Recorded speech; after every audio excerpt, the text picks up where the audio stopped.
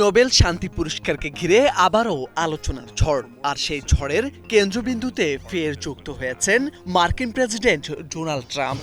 ভেনেজুয়েলার বিরোধী নেতা মারিয়া করিনা মাচাদো ট্রাম্পের সঙ্গে নোবেল ভাগাভাগি করার প্রস্তাব দিয়ে নতুন বিতর্কের জন্ম দিয়েছেন। দীর্ঘদিন ধরে নোবেল পাওয়ার আকাঙ্ক্ষা লালন করা ট্রাম্পও এতে সানন্দে সায় দিয়েছেন। তিনি একে দেখছেন বিরাট সম্মান হিসেবে।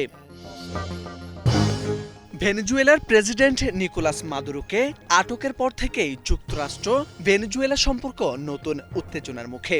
সেই উত্তেজনার মধ্যেই মাচাদোর নোবেল ভাগাভাগির প্রস্তাব আর ট্রাম্পের তা গ্রহণের ঘোষণা নিয়ে চলছে নানা রকম বিশ্লেষণ।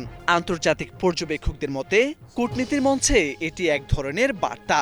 মাচাদোর এই ইঙ্গিত যেন স্পষ্ট করে দেয় ভেনেজুয়েলার অভ্যন্তরীণ রাজনীতিতে যুক্তরাষ্ট্রের অবস্থানকে তিনি স্বাগত জানাচ্ছেন।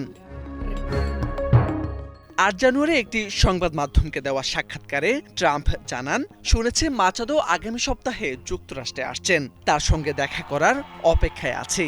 মাচাদোর পুরস্কারটি তাকে দিতে চাওয়ার বিষয়টি শুনে ট্রাম্প বলেন, এটি হবে আমার জন্য বিরাট সম্মানের। কিন্তু এখানে বাধল বিপত্তি। নোবেল কমিটি সরাসরি জানিয়ে দিয়েছে, নোবেল পুরস্কার একবার ঘোষণা হয়ে গেলে তা আর কোনোভাবেই প্রত্যাহার, ভাগাভাগি বা হস্তান্তর করা সম্ভব নয়। কমিটির সিদ্ধান্তই চূড়ান্ত এবং তা সব সময়ের জন্য প্রযোজ্য।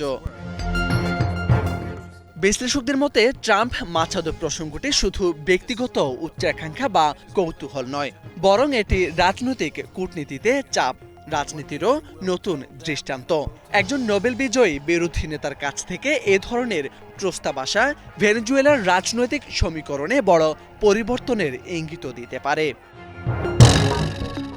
অন্যদিকে নোবেল বিতর্কের মধ্যে যুক্তরাষ্ট্র ভেনেজুয়েলা সম্পর্ক উষ্ণতা ফিরে আসার লক্ষণ দেখা যাচ্ছে।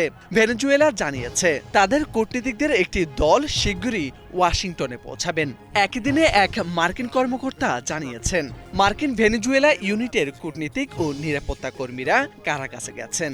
সব মিলিয়ে একদিকে নোবেল নিয়ে উদ্ভূত রাজনৈতিক নাটক, অন্যদিকে দুই দেশের কূটনীতিতে নতুন উষ্ণতা। মোরশেদ আলম, বাংলা ভিশন।